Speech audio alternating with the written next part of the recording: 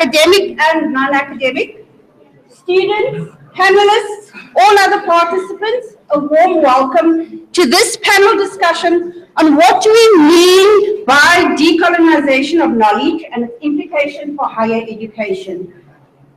Beginning with the Roads Must Fall movement last year, students and workers at universities have been at the forefront of a revolt against symbols of colonialism, fee increases, outsourcing, continued racism, and been calling for radical transformation of the higher education system in South Africa.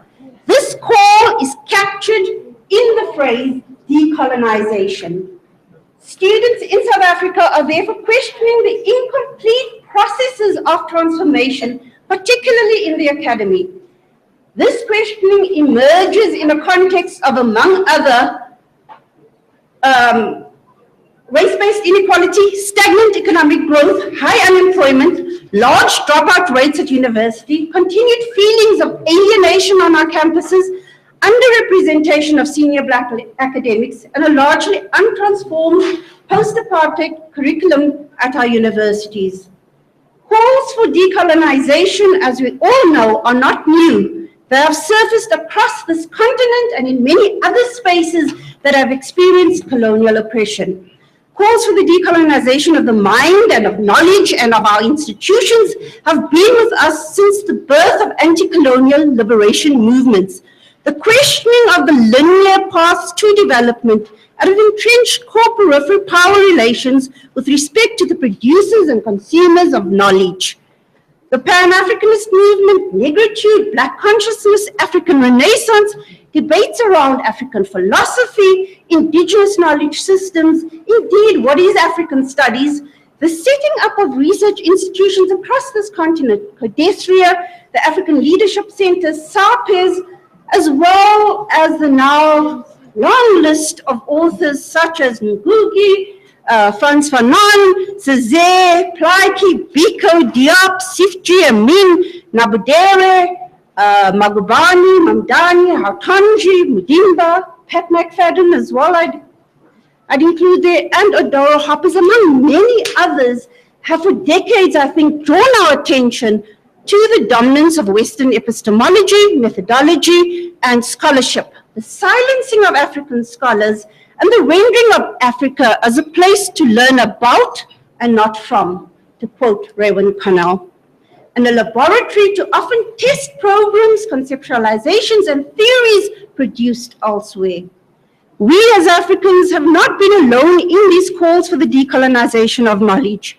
Indeed, it has been the case across the former colonized world. Within the academy, this could be seen in the emergence of post-colonial studies, subaltern studies, critical race theory, and in feminist theories from the South. There's thus been a long engagement with the quest to decolonize. The key question remains, why so little progress in South Africa? Now in South Africa, I think the debate about what we teach, we will recall, surfaced publicly with Mahmoud Mamdani's arrival at UCT as the chair of African Studies in 1996. It was not that we who had been lecturing at different university spaces had not raised these issues, but I think that this was the moment in post-apartheid South Africa when that university was thinking of introducing a compulsory course for social science students on African studies. Much like many of the African universities across the continent in the post-liberation movement had done. Mamdani raised the question then, how do we teach Africa in a post-apartheid academy?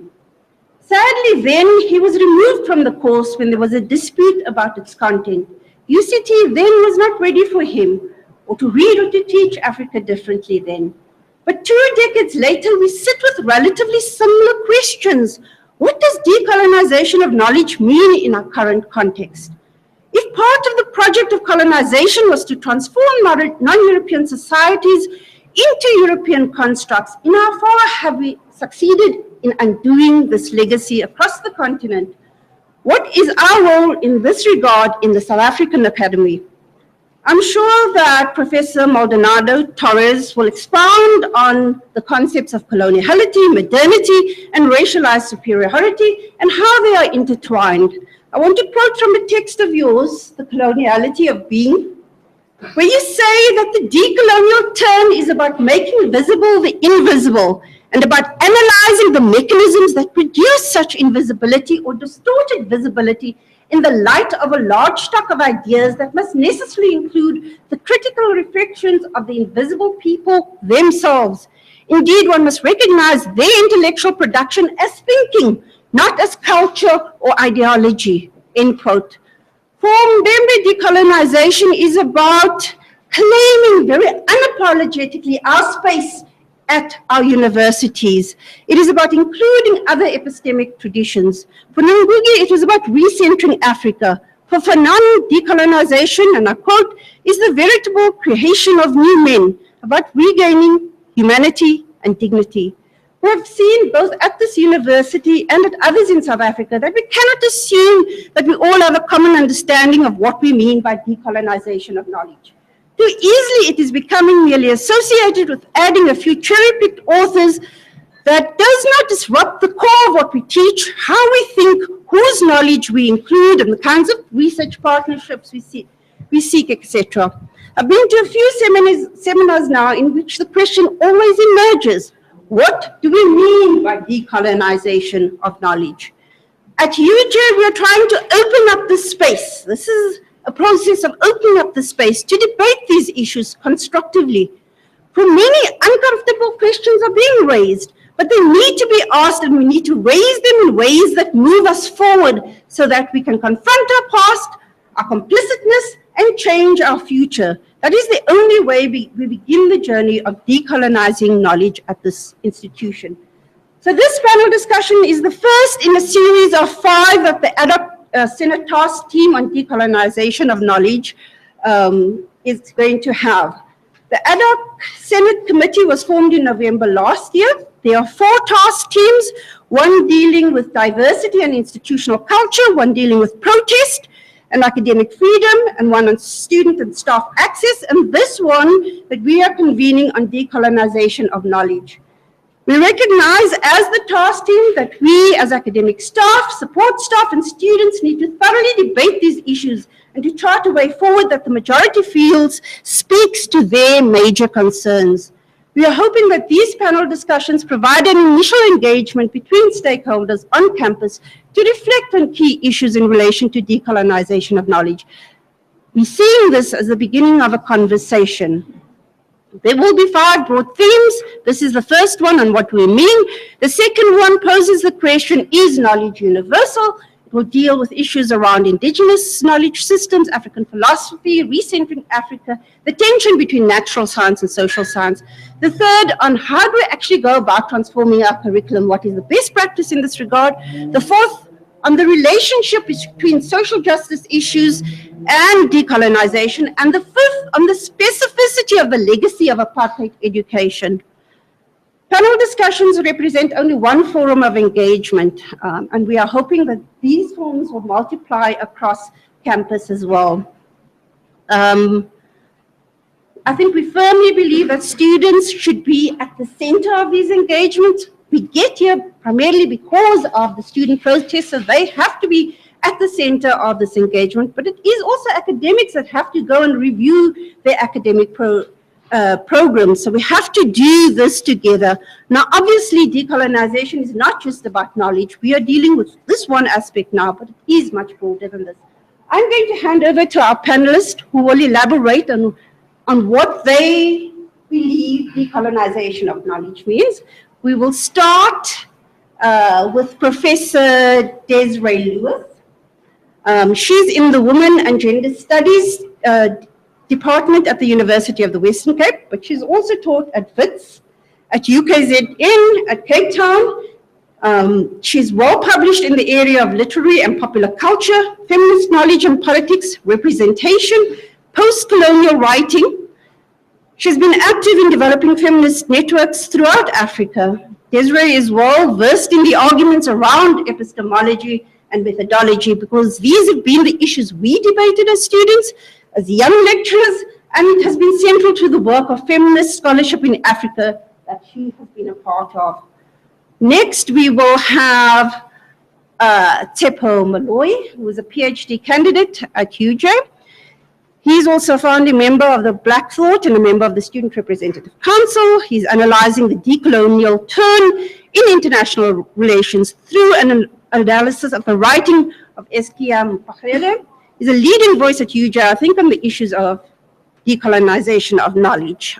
After Tsepo, we will have Professor Alaina Segobai. She's a researcher at the Thabo Mbeki Leadership Institute. Prior to this, she was the Deputy Executive Director for Research at the Human Science Research Council. She was also a Professor of Archaeology at the University of Botswana. Her research interests and publications are on heritage studies, indigenous knowledge systems, culture and development, and of course the archaeology of Southern Africa. Alaina also has a long working relationship with the scholarly networks across the continent and is well placed to provide us with a reflection on decolonization of knowledge. After Alaina, we will have Professor Nelson Maldonado Torres. He has a joint appointment with the Department of Latino and Caribbean Studies and Comparative Literature at Rutgers University. His PhD is in religious studies, but he's a renowned scholar on decoloniality and has written in this regard. He has authored a book against war and is in the process of writing a book on Fanonian meditations. In his own words, that book will examine the relevance of decolonization at the epistemological, ethical, and political levels. We are happy to have you with us. He's been at UNISA the last few months, and so we enticed him to come and speak to us here today. After that, we will have Professor Nyasha Mboti. He's also a member of the task team. He's the HAD of the Department of Communication Studies. He has a doctorate from the University of Zimbabwe in Media Studies. He's also been a prolific writer on issues of representation of Africa in the media, on who is an African, on race, on power, and knowledge production. Last but not least, Dr. Vaneet Thakur, who is a postdoc at the Johannesburg Institute for Advanced Studies. He has a doctorate degree from Jawaharlal Nehru University. His research interests and publications have also been on post-colonial approaches to international relations. So if we are to leave here with some kind of understanding of what is meant by decolonization of knowledge, from a range of different voices, I think we have some of the best people here to provide us with that input. I look forward to a productive and enriching conversation today. I'm going to hand over to Professor Lewis. Thank you.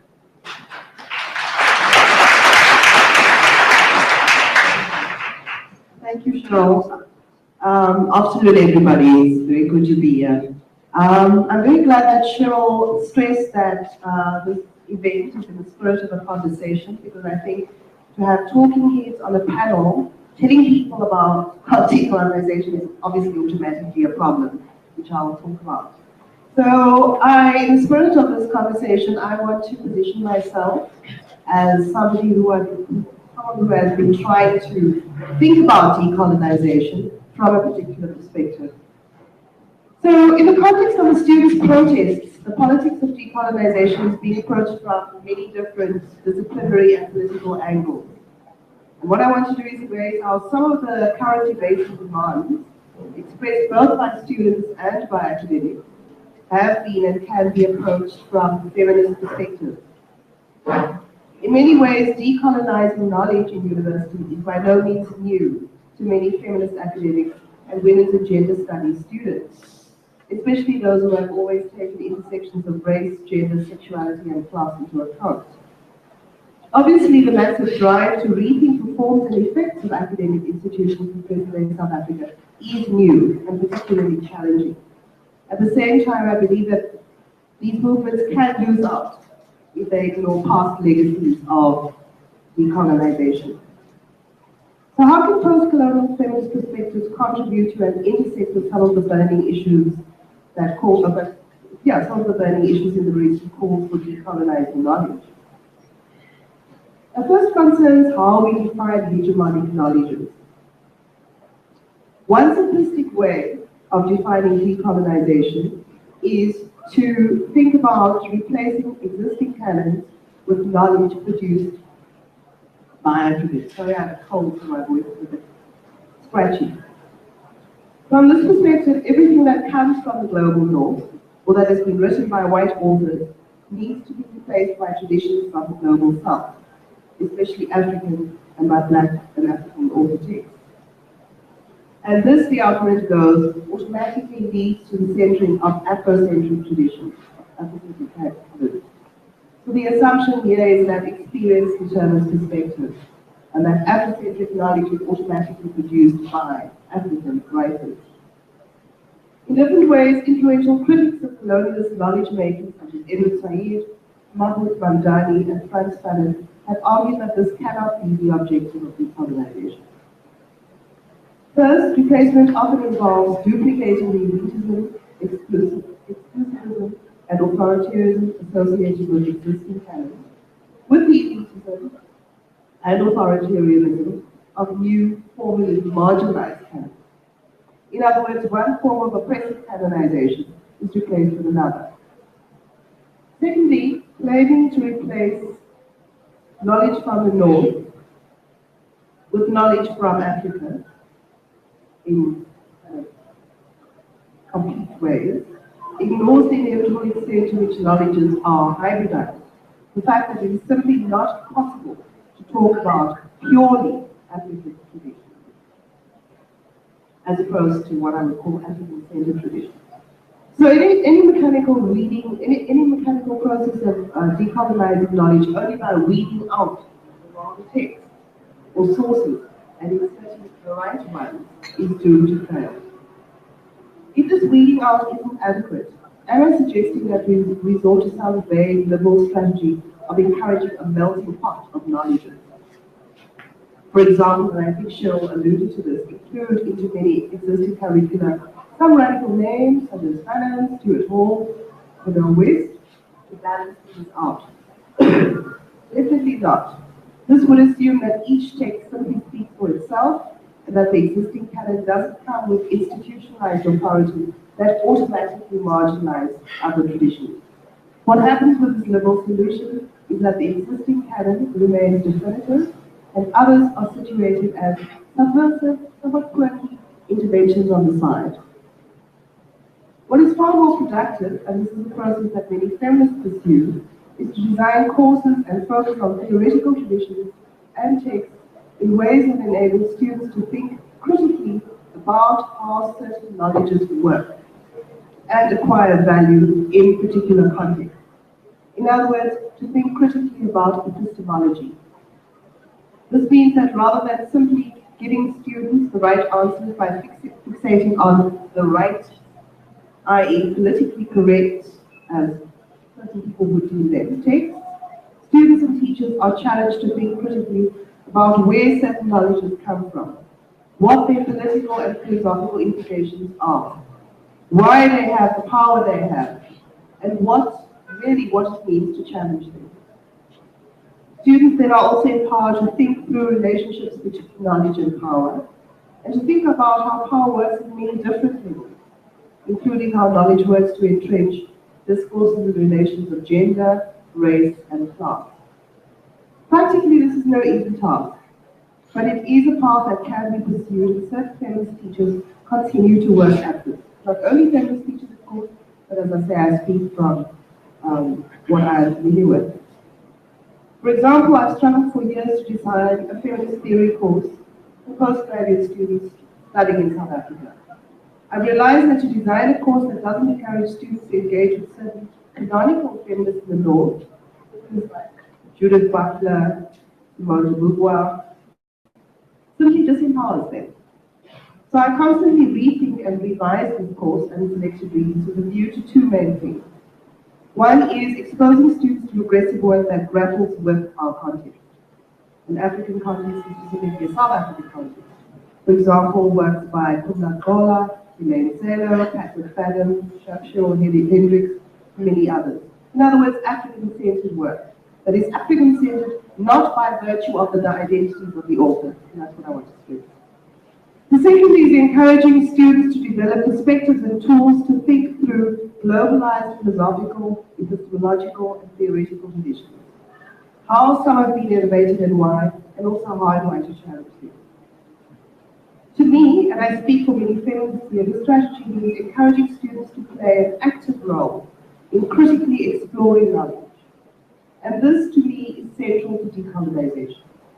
Freeing ourselves from legacies of rote learning, including the rote learning of what is deemed politically correct, where knowledge is simply marked up as symbolic capital. I also want to stress that I certainly haven't got it right. I don't believe I've got it right in the future. I don't believe I have or ever will achieve the perfect course, whatever that may be.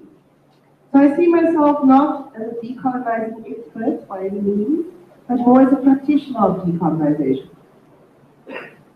In fact, if we take the principle of decolonization seriously, there should be no experts on decolonizing knowledge, but there should be many practitioners, both academics and students, who never stop learning. Another way in which feminists have pushed for the decolonization of knowledge is to insist that canon formation and hegemony should be interrogated in all disciplinary fields, even those that pride themselves on being purely scientific. As we know, there are some disciplines and fields outside of the humanities and social sciences that see themselves as being immune to political and cultural biases, and therefore not in need of being decolonized. In actual fact, it is often scientific fields associated with positivism and so-called pure objectivity that are the biggest bastions of elite, racialized, and gendered interests. An example I've recently become fascinated by is astrophysics in South Africa. I want to explain to you why and how I became interested and curious about astrophysics, what I did. Enormous amounts of DST, NRS, and other funding go into astrophysics in South Africa, especially because it is also seen as a politically strategic and marketable area. Astrophysics is playing a huge role in reinforcing South Africa's political and economic dominance and surveillance in the region and in fact globally. Many astrophysicists that I've spoken to them and encouraged my students to Curricula as well, argue that it's a scientific field, and to talk of the transformation of knowledge here simply isn't possible or feasible. Very often the argument also is that the only kind of transformation needed in astrophysics concerns getting the gender and racial balance right. In other words, having more black and women students and scientists in the field. That's the only kind of transformation they can envisage. Is this the case, and is this what feminists would argue? Definitely not. For feminists, astrophysics and all other scientific disciplines are never unbiased or neutral in context. They emerge out of relationships of dominance and exclusion. Their knowledge-making emerges out of relationships of dominance and exclusion.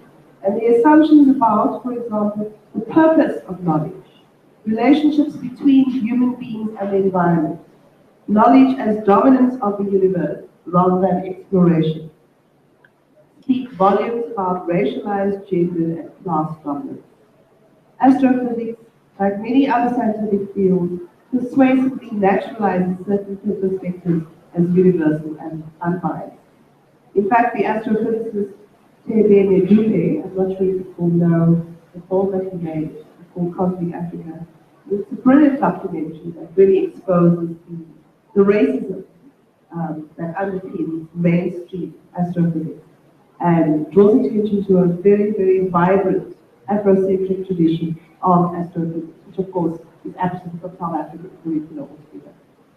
So my main point here is that academics and students in all disciplines and fields, whether in the social sciences and humanities or in the hard sciences, can and should be thinking about decolonizing knowledge through rethinking their canons and exploring traditions and writings that encourage critical assessment of existing canons.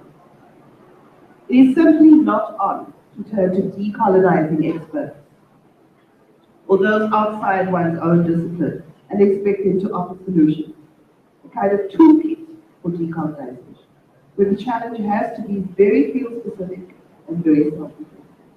And I'll stop.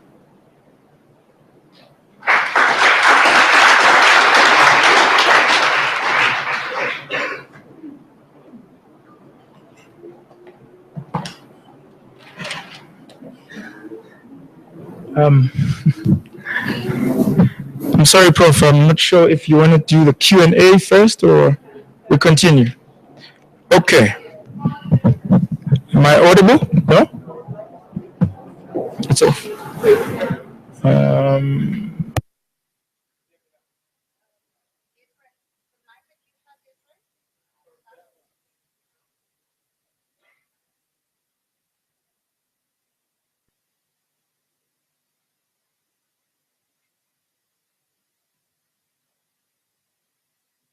Now. Thank you very much. So in my colonial way of introducing myself, I'd call myself Tsepo Moloi. But if I'm to introduce myself properly in the spirit of decolonization, I have to greet you with what is called izithakazelo zethu.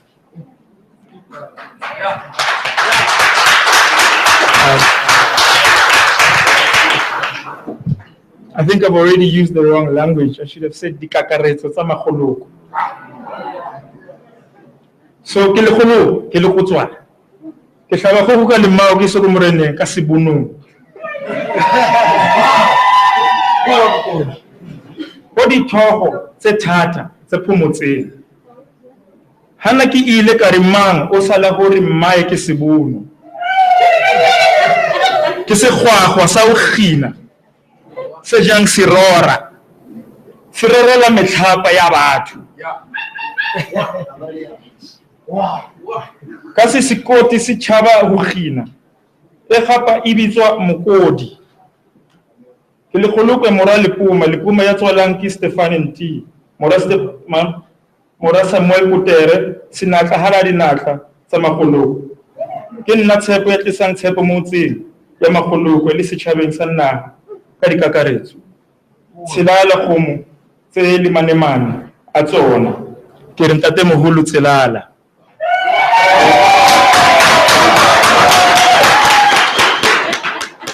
Re na le phoso ka re tsa ntho tsa rona tsa Sesotho.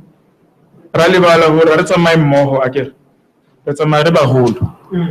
Baholo ba rona ka gore a re etsa ntho tsa bona mmereko wa bona tshwantse re ba tlise ba be mo rona mo ba tsebe gore bana ba bona ba betsa mmereko o na le bona mo ditlhogong tsa rona ke mo dikelellong tshwantse re tlhomphe gore re bo mang. So that I go back to my colonial self.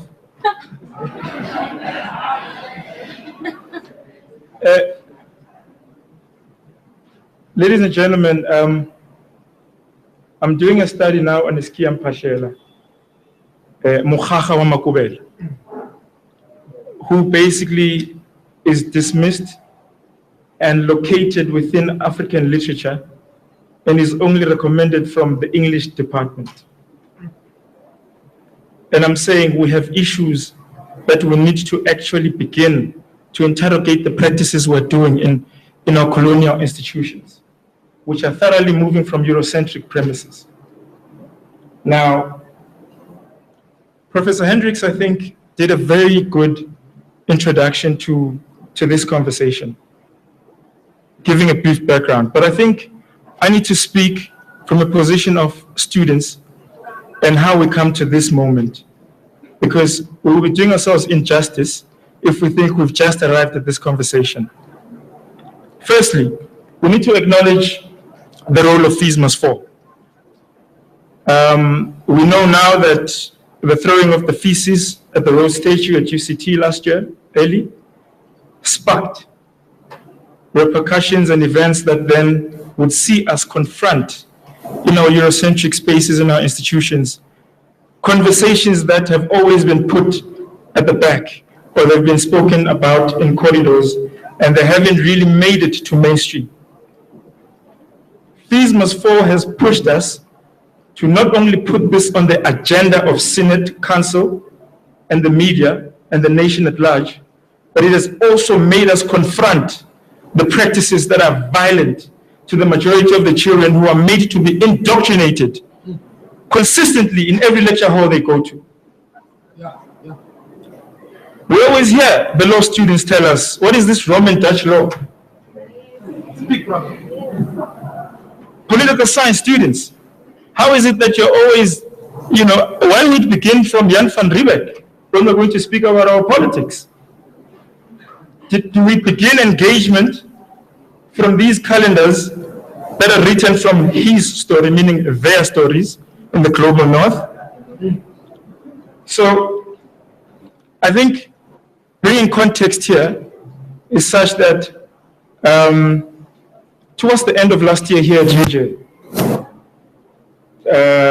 when we finally got ourselves involved in the national movement of Fees Must Fall, because we must not deny, UJ we took forever. If we are going to be honest and serious about the project of decolonizing, we need also to be honest in terms of the fears that are involved within, and how those that are willing to be the pioneers to take what needs to be done are always ostracized as if they're radicals and they don't belong to this system. We need to acknowledge that they are the real champions of the conversation. Some of them are here in this room. They know themselves. There's no need for me to say names. But what is important is there was a memorandum of understanding that was drawn by the Fees Must Fall contingent, which was given to management as part of the demands. And those demands, one of the points was we want to decolonize the curriculum. And what management did in responding to this was then it put it into conversation in their respective committees. And now we have the ad hoc committee, which Professor Cheryl Hendricks is heading. So we must give acknowledgement to the students that have brought this moment to what it is. And I think with that, we need to clap hands for them.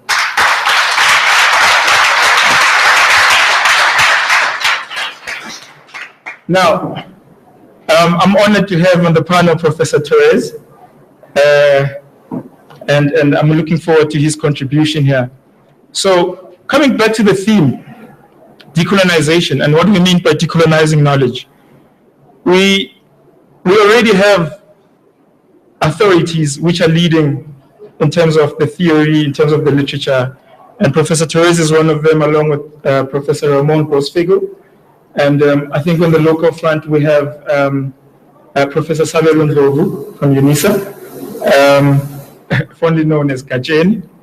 And I think we're having now pockets of excellence coming from each institution contributing to the discourse. So in saying that, I think I was going through the decolonial turn, the article by Professor Therese. And again, I thought as I was reading it, there's a question of when we decolonize, do we confront the skin color? Does it matter who is speaking? Because the argument can come, but he's from Spain, right? And we are trying to decolonize and do our own thing here in the local front. So how is it that we are actually doing what we're claiming is a problem? But I think this is a misconception and misunderstanding of decolonization. So I wanted to quote an article which was then saying what decolonization is not, so that we don't confuse ourselves going forward. Already, when we have these conversations, there's a misunderstanding that, racism, we're angry, and then we lose ourselves in the process of the engagement going forward.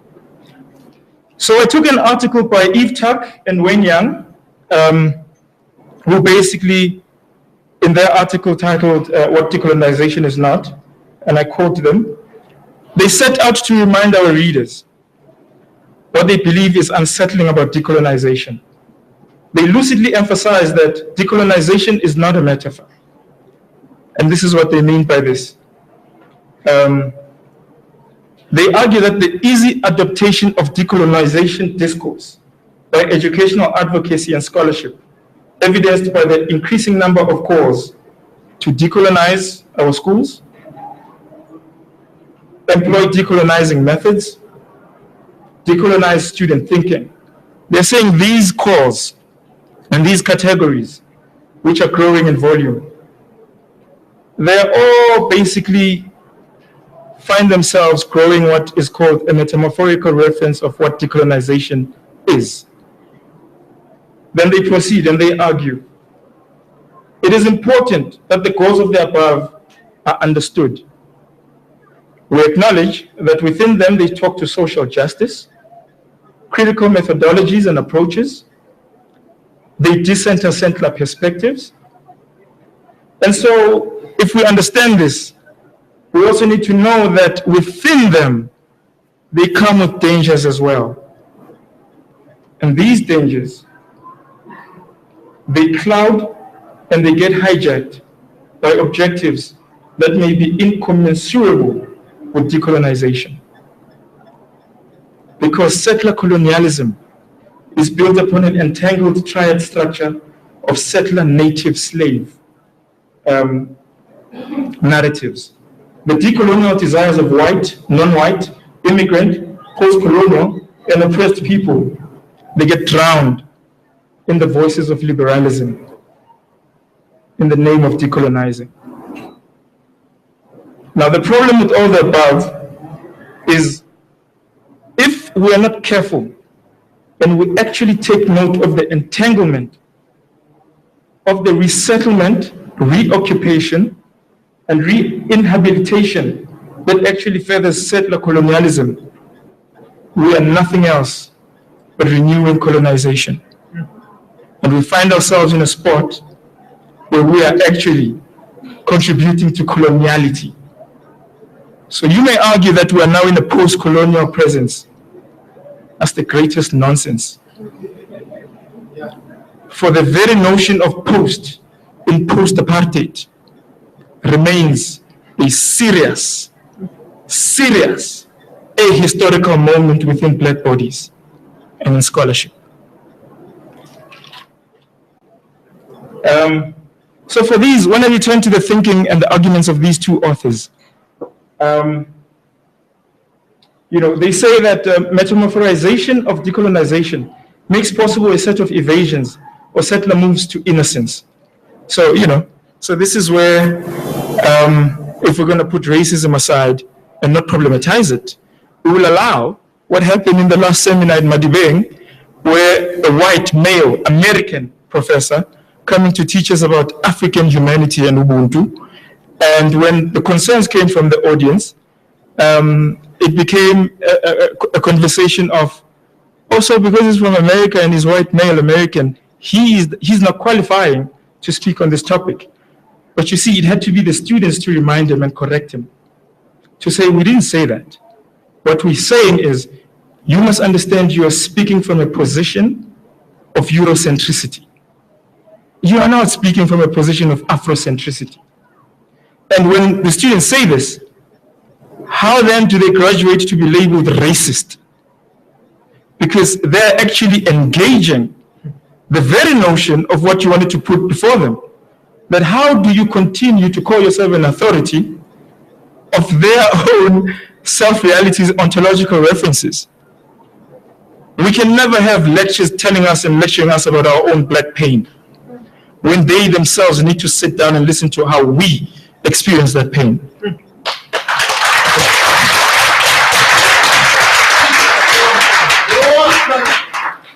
So to reconcile settler guilt and complicity and rescue settler futurity, we need to be honest when we engage. And by honesty, we're not saying be dismissive. We're not saying don't listen to the other. We're saying it's time that you realize that the game of levels comes to an end. We're equal when we engage. Your title, your references, your papers don't make you an authority. And this is where I agree with the previous speaker. Maybe we don't want to have decolonial authorities. Maybe we want to have people who are actually practitioners. Because then and only then can we at least find each other in this discourse and conversation going forward. Of course, we are all humans and we've got emotions. I'm told about time. Let me just wrap up.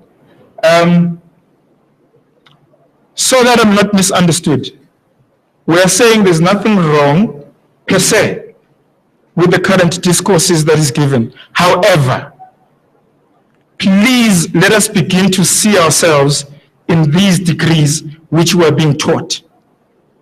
Because when we forever are missing, it raises a serious concern as to how honest and what graduates are we actually building, especially in institutions which are claiming to be African universities.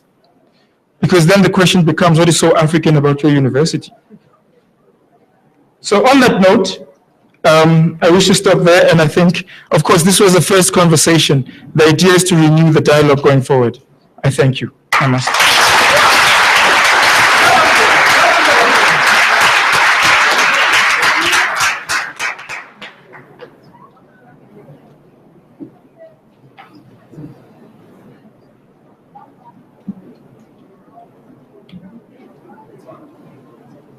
Carol. Yeah, I do.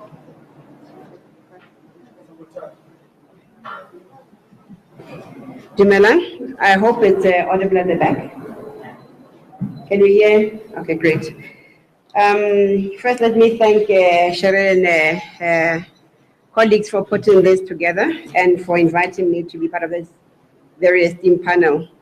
As Cheryl has already said, I am coming from a background of the discipline of archaeology. I probably will start with that sort of quick biographic self-intro, in that I trained as an archaeologist coming from undergrad of African languages and African history, which journey began in the 80s at the University of Botswana, principally because we were at that time in a moment of struggle. The region, Southern Africa, was in, I think, all respects, in a state of war. And most of us at the time thought that the way in which we can deepen our knowledge was to go back into our histories, into our cultures, languages, and train them. But it's in that space that I found that there was so much more that I actually didn't know about Africa, about our histories, hence my choice to go and study archaeology. Unfortunately, at the time, archaeology was only offered in South African institutions. Otherwise, at higher level, one had to go abroad. So I had to go out of my country to the UK to study archaeology. And as things have it, the centers of excellence at the time were Oxford and Cambridge. So one found themselves in those spaces where the experts resided. What was interesting at the time was that it became quite clear that even as one was trying to journey further and further into knowing the continent in its past, many new realities were coming through in terms of what is knowledge and scholarship and what is it to be on this journey to academy. And I think in that regard, this discussion is apt in that when we say what are the implications for higher education of this journey that we're taking of decoloniality, one sees that even the events that we've seen in the last couple of months begin to illuminate some of the challenges that were echoed and probably articulated very well by our first generation of leaders. When you look at some of the work that was done by Sangoro, and perhaps the person who I'll speak to a little bit more is Shahanta Diop, who was a very eminent, and I'd say, born before his time archaeologist from Senegal. Quite clearly, the idea of science resided not so much in the context of African knowledge systems, but on the outside world meant that Shahanta Diop could not articulate and be received well, not only in his own country, Senegal, but globally, as a scientist who was breaking barriers in terms of knowledge and how knowledge is produced, owned, packaged, and how the narrative of the post-colonial was being articulated in those early years of Africa's post-colonial experience. But personally, what I found interesting was that in his own experience, one began to see that there were many other things that we need to be questioning about the liberation moment. And I think it has been said many times that our attaining political independence, whether it's in the 1960s, 70s, 80s, or more recently, this did not necessarily mean that we all had a transformative experience in terms of our beliefs, values, or whatever it may be about being African or articulating an Afrocentric perspective. If anything, it became quite clear that the immediate post-colonial state and its leaderships, if anything, reinforced what was a colonial project in terms of the curricula, the education infrastructure, even in the shaping of the work or school-to-work experiences of the first generation of learners in schools. So even in our cases, we were being taught to complete studies and go and work and reproduce the very knowledge that we were trying to challenge oppression. So from a very historical perspective and looking at the historiography of the struggle to decolonize, it's quite clear that even those projects, if one looks at projects that were undertaken by UNESCO, like the UNESCO History Project led by Muhtambo, and with very eminent scholars like Ijebo, even in their own articulation of what it meant to try to move apart and to begin to make visible African knowledge systems, these were bound to be invariably countered and oftentimes discredited by counter projects. And in my own journey of learning, it became quite clear that one, even when they were trying to articulate a position as a scholar, you were almost always subject to the question, how can you be objective if you are speaking from a position of being an indigene? So in much of my writing, I've written about the idea of locating the indigene vis-a-vis a bigger worldview that undermined the idea of being an indigene and being a scientist. For example, in trying to write about rock art in Southern Africa, one always found oneself being questioned, how would you know? This same question would not necessarily arise when people were looking at the works of, for example, eminent scholars such as Professor David Louis Williams. When you are speaking about San art and the trans experience of San practitioners, shamans, at a time when probably we believe now they would then have had the opportunity to go into those spaces where they could write the art. And the language that therein is contained on rock faces today from across not only the African continent, the world, we now understand as a science in itself. But at the time, one had to explain oneself, how can you begin to write about it if you are coming into that space as a native speaker of the language. So in doing my own field work, I had to continually explain or, what is the word now? Justify how I can be a scientist. It was only when I began to look at the work of people like Molefi Kente and his own radical scholarship on Afrocentrism, and going to Australia and looking at the work of Aboriginal and Torres Strait Islander scholars, and in particular the work of Linda Smith, who looks at the issue of Maori identity and methodologies, it became quite clear that there is, of course, a very important reason why this denial or invisibilization of knowledge systems that are non-Western was critical. For the simple reason, as has been said before, the colonial project doesn't stop at the end of the colonial experience. It continues in many forms, in many ways. And to decolonize subjects such as archaeology would take quite a long time. I was lucky to be part of a first generation of archaeologists who were trained in Southern Africa through a number of different spaces and places. One of the most profound impact on my life was the World Archaeology Project, which was led by a very dear colleague and mentor, Peter Ako. And this project, among other things, got its birth from disrupting the then, I would say, received wisdom of associations of scholarships. The World Archaeology Congress came into being by being an activist practitioner movement that rejected the idea that at the time, South African paleontologists and other scientists who were practitioners of archaeology and anthropology should attend international meetings because they were at the time sanctioned by state. The aftermath of that was this very important organization that eventually gave rise to the very articulation of the idea of indigenous archaeology, which I think many of you may be familiar with.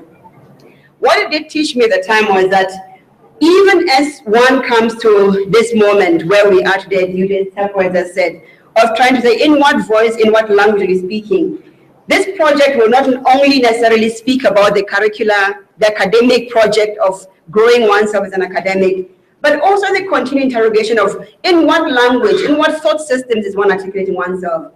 And the very few points, given the time that we have constrained, I want to come to is, do we really see a commitment, not just in South Africa, but across the continent, of a decolonization project? And this one begins to see as problematic in the sense that when you look at the language policies, very few countries, for example, outside of Tanzania, have taken any deliberate steps to indigenize and normalize the idea of an African language being the medium of instructions, of science, technology, and articulation of policy or anything else that comes. As a result, the big question continues, do we even expect that there will be a growth of knowledge systems and science in Africa when the only medium we have are the European languages that are received with the colonial project? And as has been said by others, quite clearly, there is a very important reason. And I think I draw your attention to an article I read just yesterday, in fact, and today I wish was here. Now, Lekgotla Haramupi writes very, very profoundly about this project for South Africa in a paper that he did for Codestro titled African Language Policy in the Education of South Africa, 20 Years of Freedom or Subjugation. How you see a consistent undermining and probably even a negation of the policy. Issues such as cost are put forward. Issues not non-readiness are put forward for not doing mother tongue education or any other kind of alternative language education. So the privileging of European languages, whether it's Afrikaans, Dutch or English, or Portuguese or French, continues principally because we ourselves have not confronted who we want to become as Africans. Do we want to become that which is African in essence or just in part? So until this whole discussion is had, there will be continued challenges. From the little that I've surmised, the complexity of this issue in part derives from what I would say the post-colonial fear factor. I think it has already been mentioned, the fear factor, particularly that in which sees diversity as disruptive, as counter-revolutionary, or as not counter-revolutionary, as counter-state building and nation building.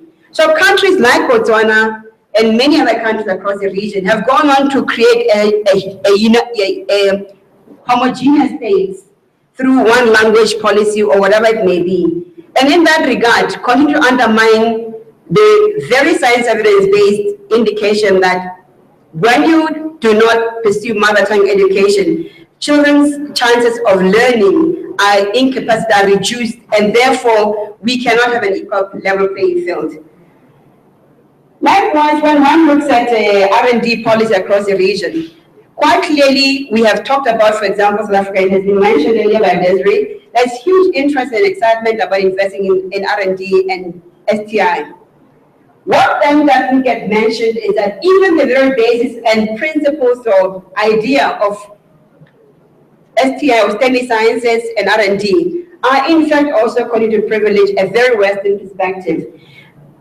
Indigenous knowledge systems, where it sits in the DST today, I'd say South Africa is fairly well developed, but in terms of resourcing, you find that the projects that are IKS driven or based do not receive the same kind of funding or support as those that are seen to be more scientific. So the idea of science is still in very much across the continent a privileging exercise.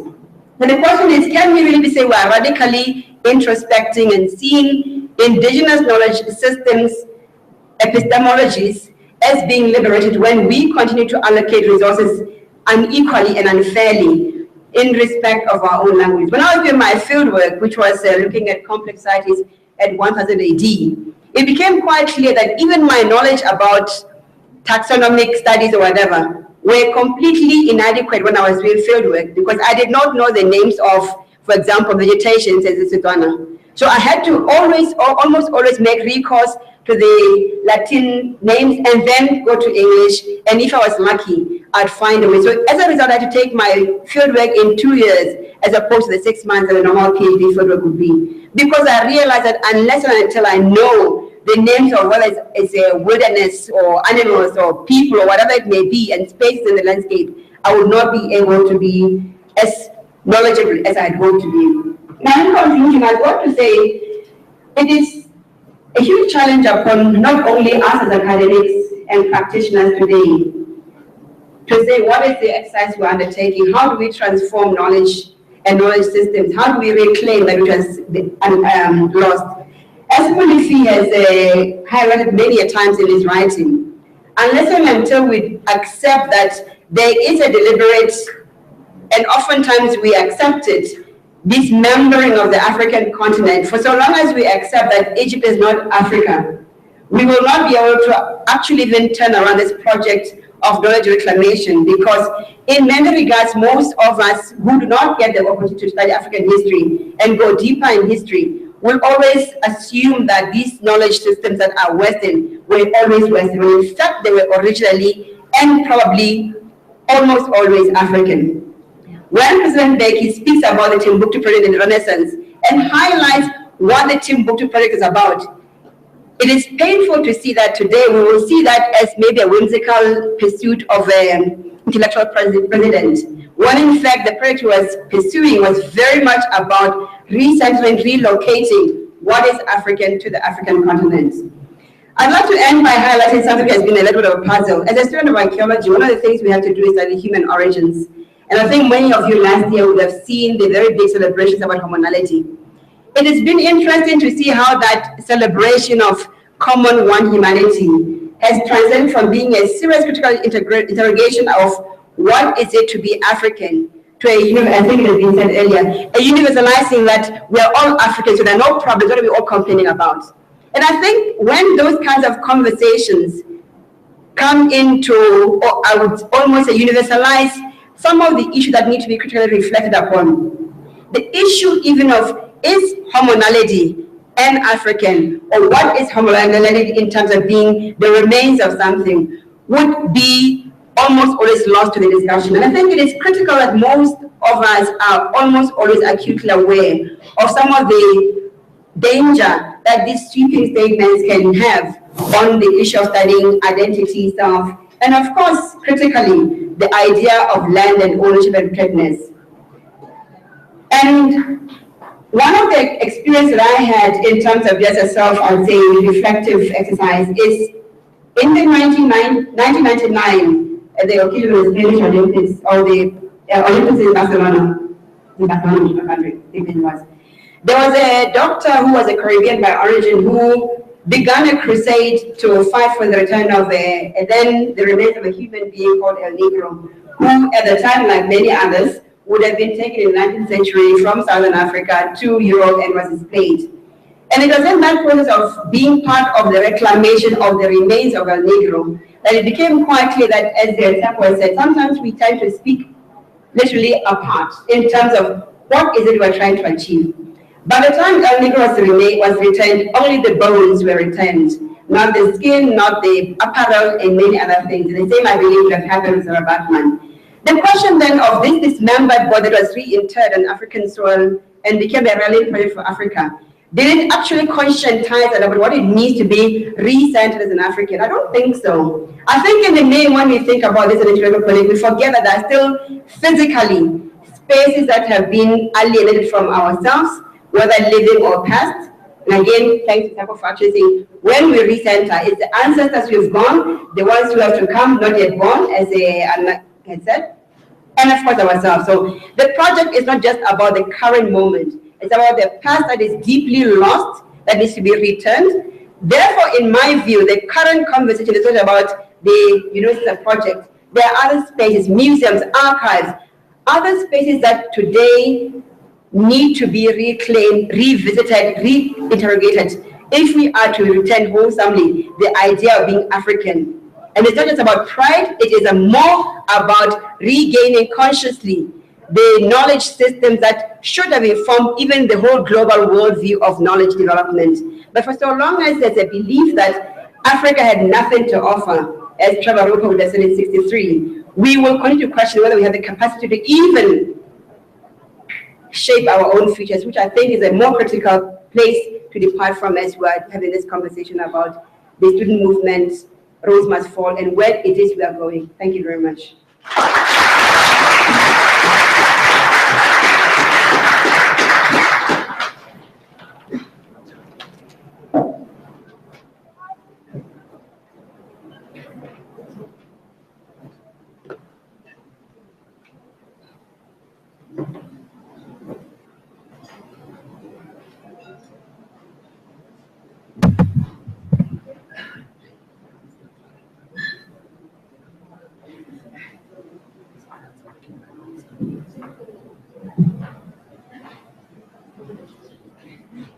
Good afternoon, everyone. It's a pleasure being here with you today. Came from Pretoria. As it was mentioned before, I've been at UNISA in Pretoria for the last 2 months, and one month more to go. And I've been coming to South Africa for the last 3 years to a summer school on decoloniality that takes place in the initial 2 weeks of the year, like the second and third week, particularly at UNISA. We have had, first year were like 60 participants. In the last 2 years have been about 100 or over 100. So this time though, I wanted to come after establishing that relationship with local scholars and colleagues, very much to finalize a book manuscript that was mentioned before, Panonian Meditations, and advance another manuscript and so on. So I came to be working in this visit to South Africa for 1.5 years.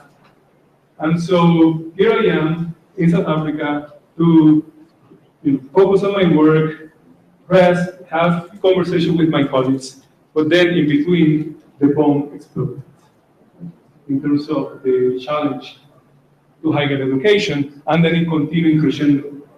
So basically what I've done, I put my project on the side, and before I leave from South Africa, I'll be presenting in more than 30 different places, sharing and having conversations about my work.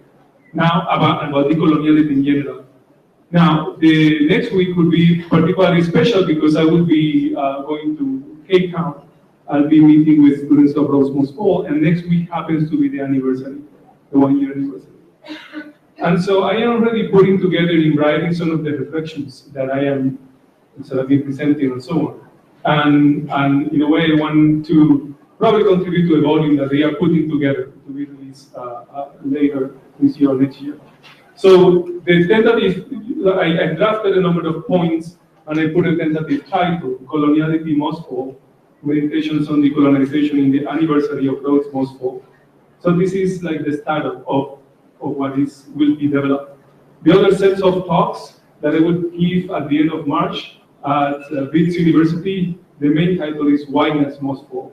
I think between Coloniality Must Fall and Whiteness Must Fall are going to be the two main central themes which I think I will be taking from South Africa. And part of that experience is based, or part of that production will be based not only in these debates, but also in kind of intimate knowledge that I've gotten in South Africa in my 2 months here. Because I am originally from Puerto Rico. It's an island in the Caribbean. It's an island that has never been independent. It's still a colony. You're talking about it's the colony in the global world system. One of the two, probably the oldest colony that exists in the world.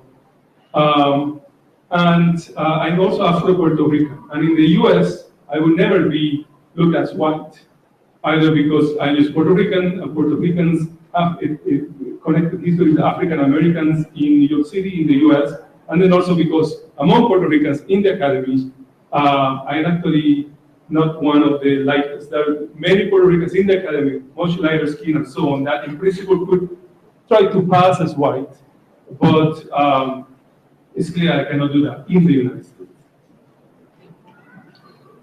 Yet, welcome to South Africa.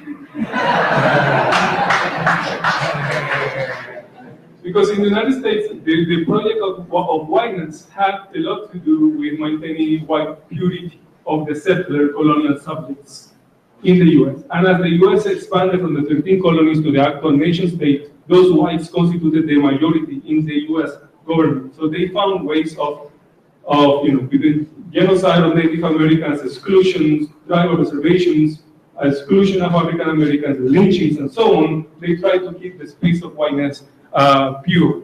And it was, the majority of them were whites, and they tried to maintain that space uncontaminated. So it only sufficed for you to have one drop of black blood, and you will be excluded from whiteness. They could afford to do that because they were the majority. That is changing this century, which is adding an extraordinary level of anxiety shown in the Trump campaign and the whole Republican campaign and other things. So that's changing in the US. But so far they have counted with that majority. So one drop black, you're out. But in South Africa, it's quite different, right? Is the whites are the minority, and even then are divided. So here is almost the opposite. You can have at least some white. You could be welcome at least in some way, right? Because in a way, the black majority is there. So it's never too bad if you can actually recruit or welcome some folks into whiteness, even at least for some of it. So I am talking in part now from the experience of being now adopted as an honorary white person in South Africa. And so you cannot believe how that feels and how that is and what knowledge it gives you about the place. It's just incredible. So I am getting to learn more about whiteness in a very intimate way, because white talk to me as white person, and even some blacks talk to me also as white, right? Again, we established this relationship. They know me, so I'm not, we were doing the project together. But then you come and you face people that are immediately, looking at you and then making judgments on the basis of your appearance. So the other day, I was one of the experience of black person really seeing me as white. I was startled. Was entering into an Uber car, and I entered with some groceries and so on. And the driver, who was black, asked me, "Let me ask you something. Why do white people are always eating in restaurants?" Right? And I think he was asking me because I was the one white person who actually had groceries and was entering into this car. Right? And then I said, "Oh, do you think that I'm white?" And you look at me as well. And he was, oh, well, and then he sort of changed the conversation, but it's clear that he found like that white person that it could give him this knowledge. In any case, I'm saying this because part of the reflection that I will try to read very quickly are informed by the dialogue with colleagues, professionals, and so on. And part of it coming from my own philosophical ethnography as a honorary white in this country. So first point, and actually the first point is very much related to that experience, because it has to be about the exposure of white anxiety and the degree and depth of white anxiety, particularly crisis anxiety in this country. So the first point to understand when we address the question of the decolonization of knowledge is that it is premised on the idea that there is something that can be referred to as, first of all, colonization of knowledge. Colonization of knowledge in turn presupposes an understanding of colonization. Thus, the first question when exploring what is the colonization of knowledge is really, what is colonization? My first thesis is that we're not going to get too far if we do not produce and try to agree on a vigorous concept of colonization. The reason for this is that much of the misunderstanding about the colonization of knowledge comes from bad faith attitudes and poor thinking in respect to the question about what is, as a necessary, for a fundamentally colonization. The reasons for this evasion are clear. Raising the question of the meaning of colonization challenges the framework within which we have forged our own identities, our sense of belonging, and our sense of well-being across nation states. So I have different examples about this shift in the paradigm. In the US, for example, it is brought very clearly when you have people who say, we did not cross the border crossed us. Because you realize, right, that we depend on a particular naturalized idea of borders of the nation state, and from there, we judge who belongs, who is not, who passes the borders, and so on. And colonization similarly challenges that. In one video that was taken at UCT, I don't remember, probably last semester, there is one reporter that is asking one of the black activists, so why are you doing this, and so on, and so on, and then he's answering. And at one moment he says, okay, so now tell me, what are you doing here? And he takes out of the reporter back, and she said, well, I'm here because, I have my children, and I have to attend the university, and I also reported. No.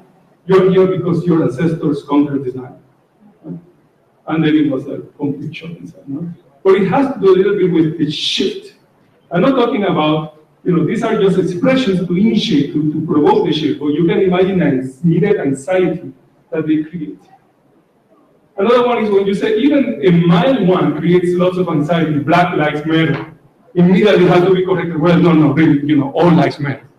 You're missing the point. It's the anxiety speaking, right?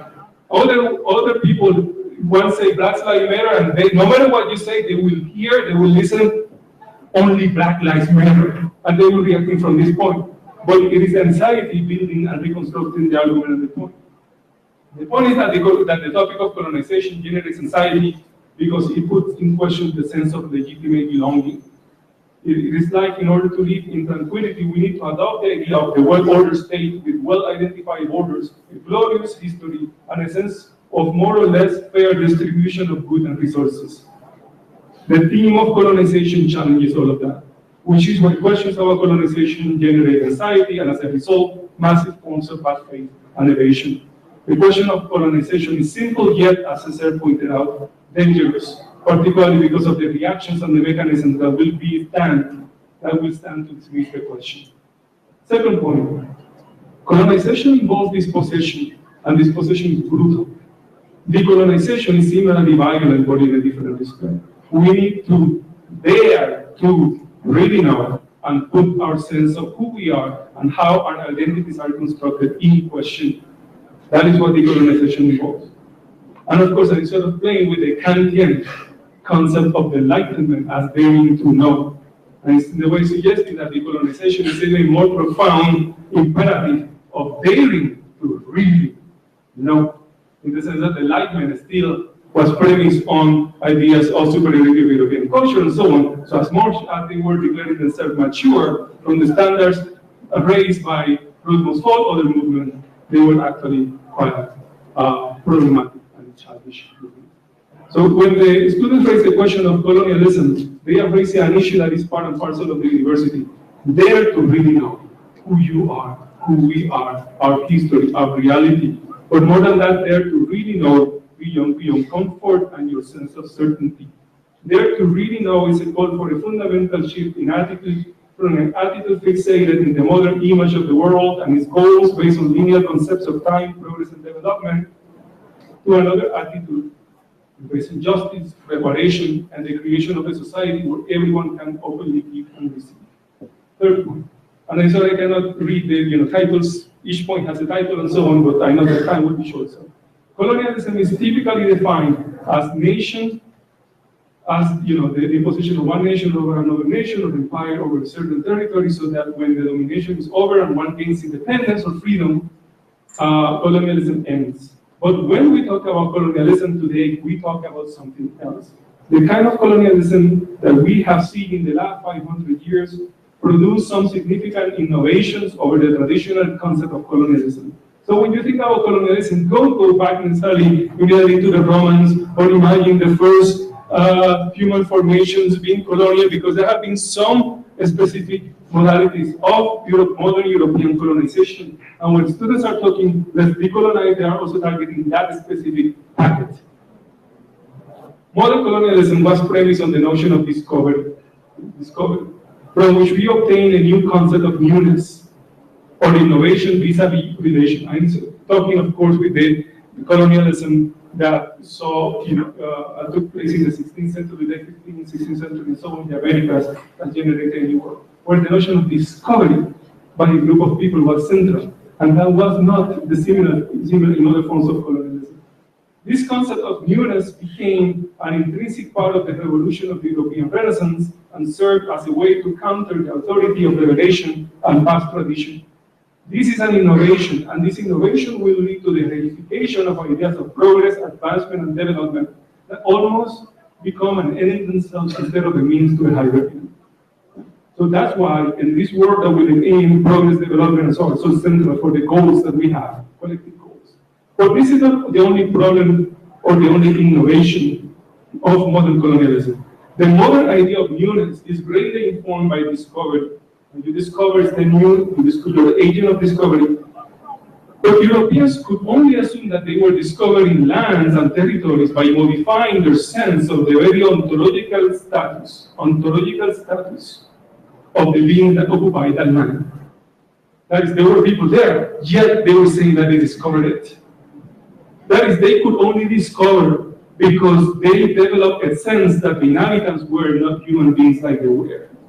European modernity was thus constituted by the simultaneous formation of a twofold line of demarcation. A line of demarcation between European modernity as modern, new, and so on, and tradition as non-modern. But another line of demarcation between some peoples who embody the fullness of humanity and others who would not really count as people. The former were conceived as the agents of modernity, the generators of newness and change, while the others were conceived as either passive recipients of modernity in the best scenario, sources of labor in another scenario, and of course brutalized free labor and so on, slave labor, and targets of ethnic and racial cleansing whenever they became violent or appeared to have no use for capital. Frantz Fanon referred to this condition as one of damnation. In other words, I have referred to the first line of demarcation, in other words, recent words, as the secular line. Like modernity opened a secular space vis-a-vis Christian, medieval Christianity, but then at the same time, simultaneously opened another space of differentiation with respect to colonized subjects, particularly blacks and indigenous in the early part of the modern system. And that line, one is the secular, the other one following W. Du Bois, I would call the color line. And those two lines are constitutive of modernity. My main point here is the following. Modern colonialism was not only, like perhaps previous forms of colonization, about the occupation of territories, but more fundamentally about the creation of a new world order, structured around lines of demarcation between the secular and the religious on the one hand, and between the human and the non-human, or the non-entirely human on the other.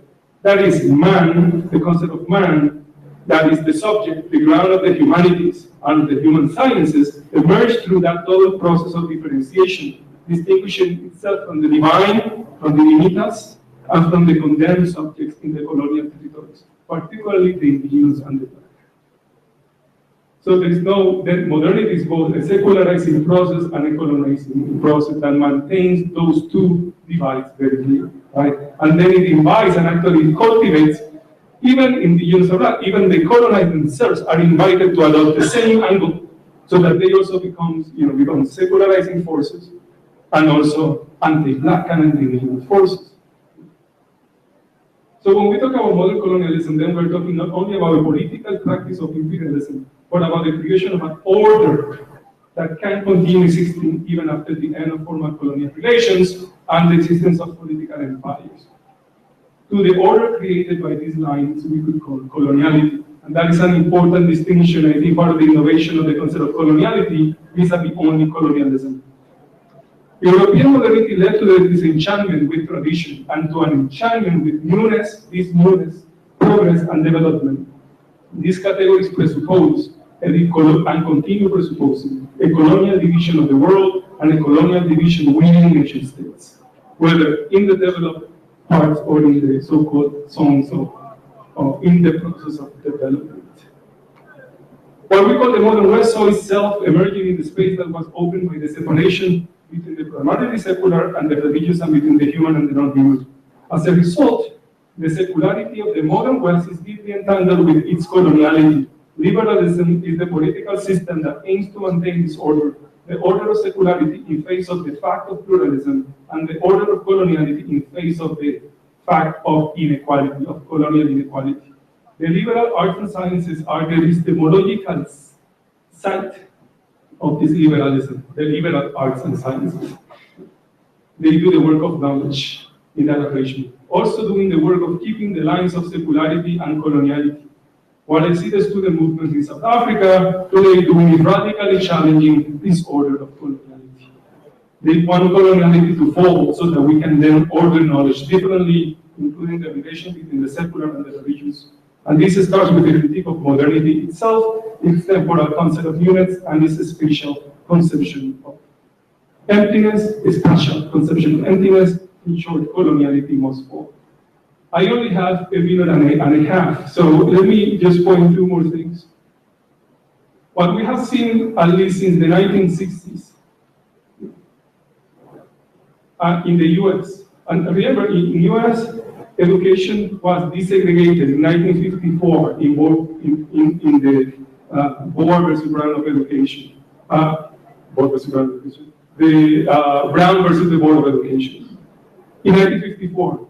1954, 14 years later, 1968, the longest student strikes in the US, the longest student strikes until about 4 years ago, took place in 1968, and they were by a conglomeration of black students, international students, Chicanos, natives, and so on. See, the end of formal segregation and the demand for the decolonization of the university by those students 14 years later, in the longest student strike in US history, until a few years ago, when there was a longer student strike.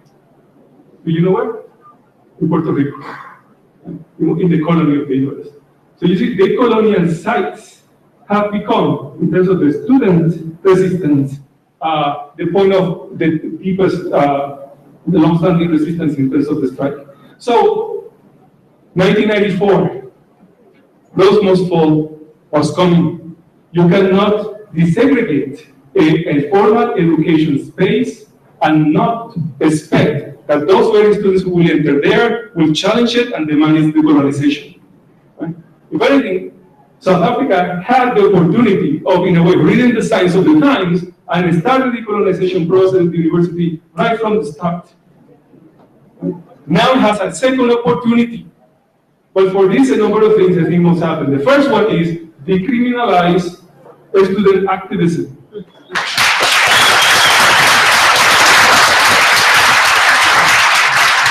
Because you approach this systemically in terms of the history of the university and the meaning of modernity, you have to see the students as actually an indispensable agent, epistemological agent of change in academy. So you need to work with them instead of criminalizing them. And you need to bring questions about criminalization, suspension from the university, not access, those things. There needs to be a completely 180-degree turn about those things. There cannot be decolonization of knowledge with the criminalization of the student activism. That's one. Second, structural changes need to happen to empower students. We cannot expect that, we have an administration, chancellor, principal, and so on, everybody paid, well-structured with lines, and we have the students out there who are not being paid, of course, who are giving up their time, who are giving up their sacrifice, all together with 1,000 agendas, and we stand here judging the movement as if they are part of a unified, organized team of control. That, as is, they have the resources, the structure that we have. We cannot, this is a major categorical mistake in the approach. So now what can you do? You can begin to facilitate process spaces in the academy for them to be empowered. When they are empowered, when they feel that the knowledge provided is helping them to understand the world, new forms of solidarity will grow in there.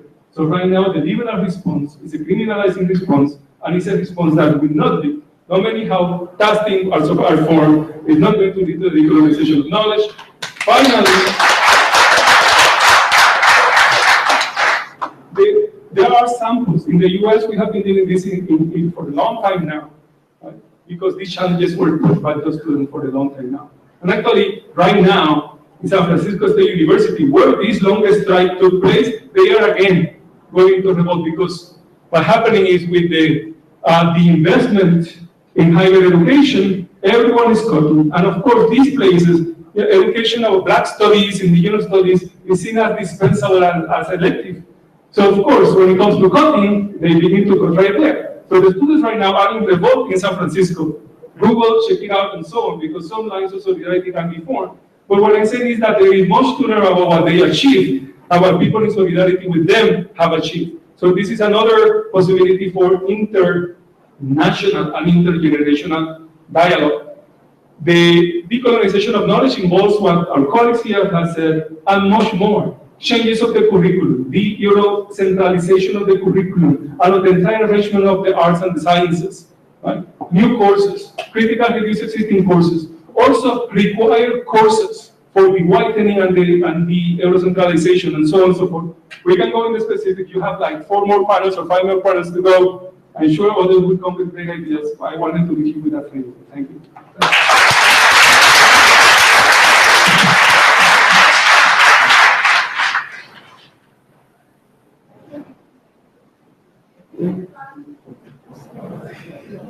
So I don't believe in decolonization. Can I have a pen and a paper?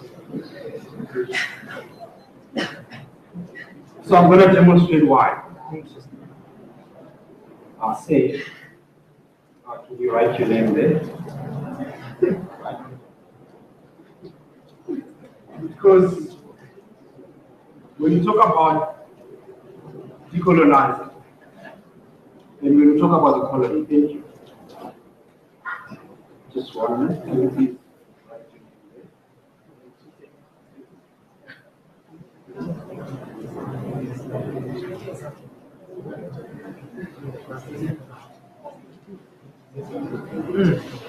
I'm going to tell you her name. Her name is Susan. I'm going to tell you his name. His name is Peppo. Right? Susan Peppo.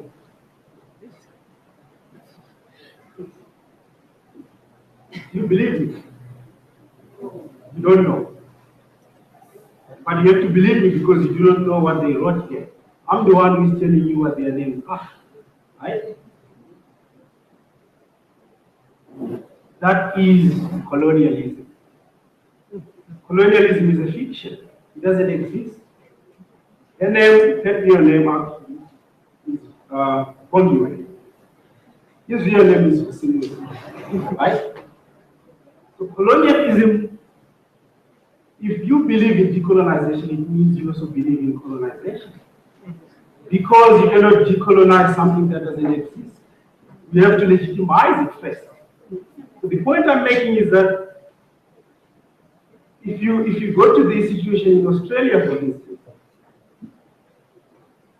the doctrine that was at work then was one called terra nullius. In other words, Australia was empty. There were no people. This is a fiction. You see people, but you choose not to see them. You choose to see emptiness.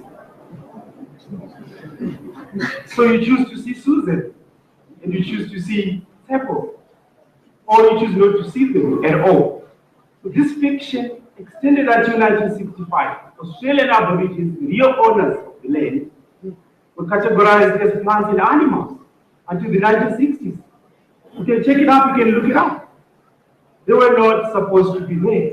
What I'm saying is the problem with decolonization is that it has to legitimize the colony first before it deconstructs it.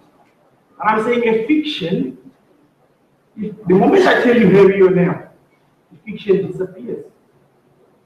The moment I tell you his real name, the fiction has to disappear. So the issue with decolonization, problem that I have with decolonization, is exactly how it does not show the fiction what it is. Rather, it just takes it over. This is my problem with many African independence movements. This is my problem with 1994.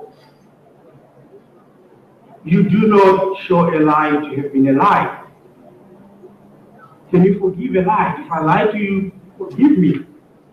Those are not two equal claims. Lies are not supposed to be forgiven. I don't know how you forgive lies, but I can't. Because that's not how you respond to lies. You respond to lies by telling the truth. But we respond to lies with forgiveness. So the point that I'm making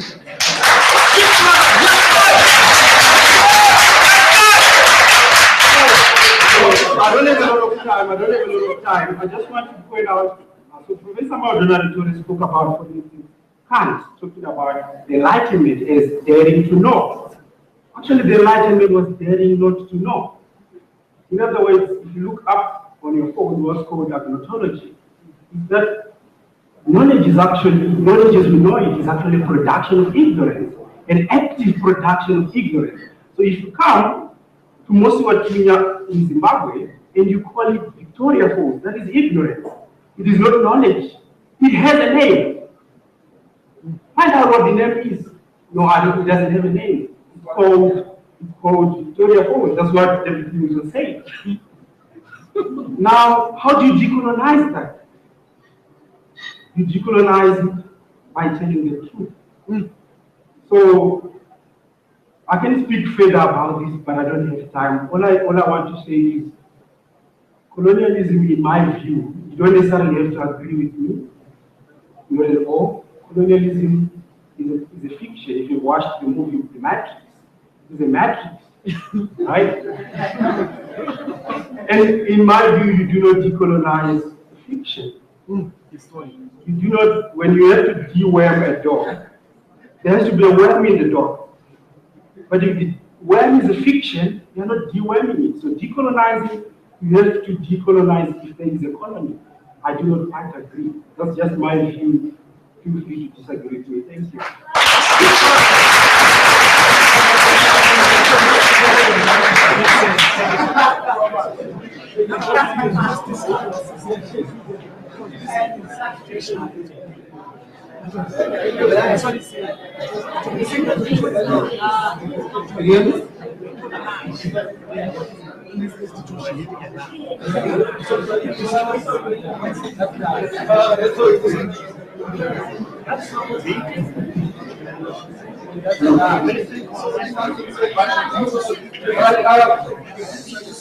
I saw my name on the panel and I realized I was a sixth speaker. I sort of hoped that I would have something left to speak. But given that we don't have time now, I'm actually happy I don't have much to speak. The only position that I think people have covered most of the ground, the only position left is one which is not a very popular one, and I'll try and sort of step onto that, which is sort of throwing a bit of caution into the wind when we're talking about the question of decolonization. But let me first preface it by saying that I actually do work on decolonization, and my work is related to decolonizing knowledge and international relations. But usually when one talks about decolonization, I think the difficult part is not the conversation that you have with people who do not believe in it, or, and you can say not to believe in it, but people who sort of believe that Western knowledge is universal knowledge. I think it's very easy to dismiss them. The more difficult part is sort of having conversations after decolonization, because at times what happens is radicalism becomes a slippery slope, and you move from radicalism to reactionary sentiments, and you don't even realize. And that's when I think a lot of time it is a danger, because a lot of times when we discuss about what does it mean to decolonize, we often slip into a form of romanticization of pre-colonial past of the colonized. Furthermore, when we talk about strategies one must adopt to decolonize, we can also invariably sometimes tread on what I think is a dangerous territory of justifying every act of the formerly colonized. And I say this, of course, the context here is the higher education in South Africa, but the context I'm drawing from is what is happening, unfortunately, in my country, India, where my former university, Johannesburg University, is unfortunately the center of an extremely vehement national debate. Some of you might know, those who don't know, I mean, a few days ago there was an event organized at the university which was against what the students call a judicial killing of a Kashmiri individual who was deemed to be a terrorist, and he was hanged 3 years ago. But nevertheless, the event was organized and there were some slogans raised at the event. I mean, you all students, most of your students, you would know, I mean, slogans can become very radical. But what happened after that was that the state, these slogans were characterized as anti-national, and the state clamped down massively on the university. Police were sent into the university. Students have been arrested. In fact, students who were not even part of the program have been arrested, and they've been charged with sedition. Now, sedition is proved, it can lead to your hanging, to your execution. So, and the whole university has been termed as anti-national because of just one event. It's been vilified in the national media, and there are mobs waiting outside the gate of the university ready to lynch students of the university. So a couple of days ago, one of the students who was being arrested was taken to the court, and outside the court, he was literally almost lynched by the lawyers. So when it happened first time, the court said that it shouldn't happen. There was a hue and cry. The police watched the whole thing. The police did not intervene. And the next day, the same thing happened again. That again, the student was almost about to be killed by the mob, because there has been this whole discourse created about students of this particular university being anti-national. Now, the point that I'm trying to say here is that it's not just about this one particular incident. This university is particularly targeted by the current right-wing government in India because it is seen to be this hindrance to this massive task of decolonizing that the right-wing government wants to do. I mean, this government believes in a certain notion of India's past, while the university, Johannesburg University, is seen as this bastion of liberal intellectuals, Western-trained Western liberal intellectuals, who in a way are not very eulogizing of India's pre-colonial past. Now, anyone of you who knows India would know that India has massive problems about caste, has massive problems about patriarchy. So, and when all these people have written about that, that is seen to be a discourse that the right-wing government doesn't want to hear. What they want to hear is that India, produced nuclear weapons in ancient India, that there was plastic surgery happening in ancient India, and these are not conspiracy theories. Our Prime Minister has publicly said them. Our Education Minister has publicly said them. The former, this person is resigned now, but after the government came to power, they appointed someone to the topmost body of history, Association of History, somebody who believed in this kind of stuff. So actively in India, research funds are being actively pushed into this line of thinking, where you've been told what you have to prove, that there were nuclear missiles in India in ancient period. So you've been told that this is what you have to prove, and then you have to research on it. Anybody who doesn't agree with it is sort of of course, there is this whole anti-religious sentiment in the country, but later, of course, you're deemed as anti-national.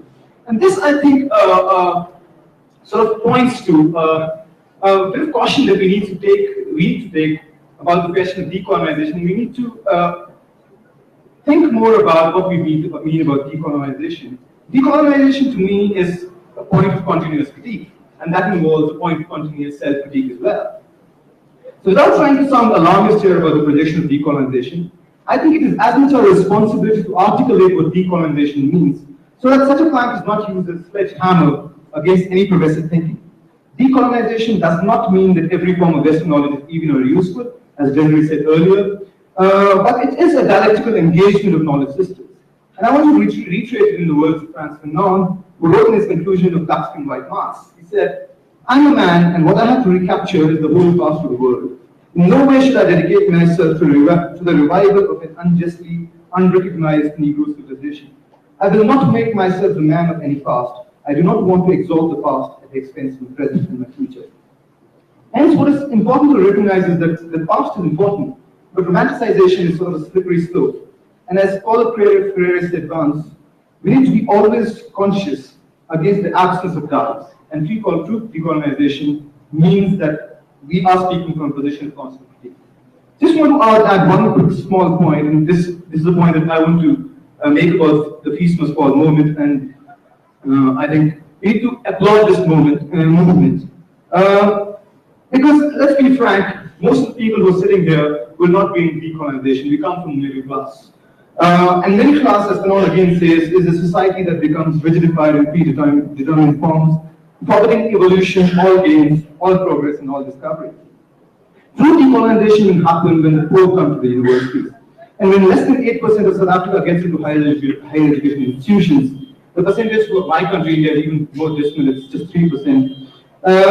We need to critically engage how do we then bring about decolonization when people in the street, students in the street, or the poor cannot come to the universities. And that is why I think the Feast Must Fall movement must be about. Thank you.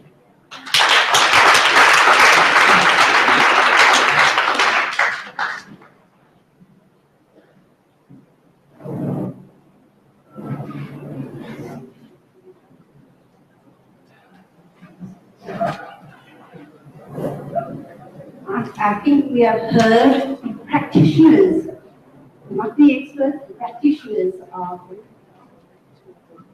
decolonization. I'm not going to try and sum up here, because I do want to leave a space for engagement. I do think, though, what stands out to me is, one, that this is an opening up of the space. There is no task team that is going to decolonize the space. We are well aware of this.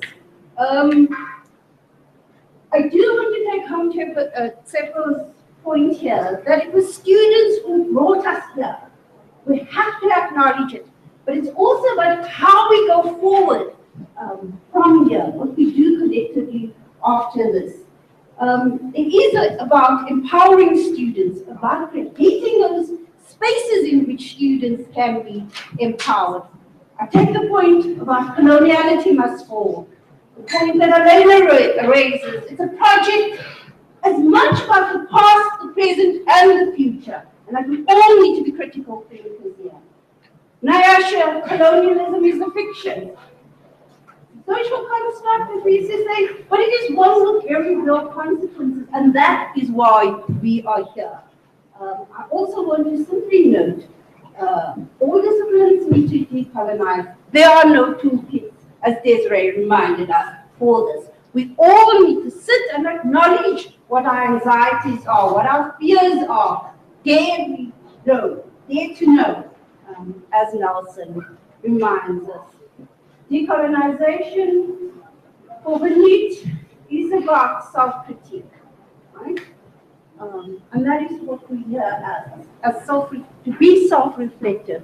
I'm going to open up the space. I think there are 2 roving mics. We're going to try and take at least 6 questions instead of 3, so the panelists can respond. Hold up. Can I just point? Let us start on one side. We go from the back there. The first question.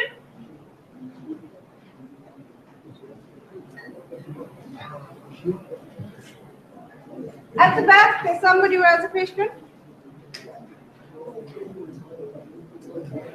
Afternoon, everybody. Is this on? Yeah. I'm a student at the city. Just want to start as sabotage here. I just want to acknowledge that earlier on the security personnel walking around filming all of us at the campus that is supposed to be having open discussions with students about decolonization. And that it almost took me like 20 minutes to get in here as a good student because I didn't know why am I here, where am I going. For me, something that's really important about decolonization is that it's not transformation, as students have said. It's not surface level, almost extensions of Black economic empowerment. So if we imagine the blackening of the curriculum and the classroom as more than simply empowerment, or letting us Black students feel like there's a place for us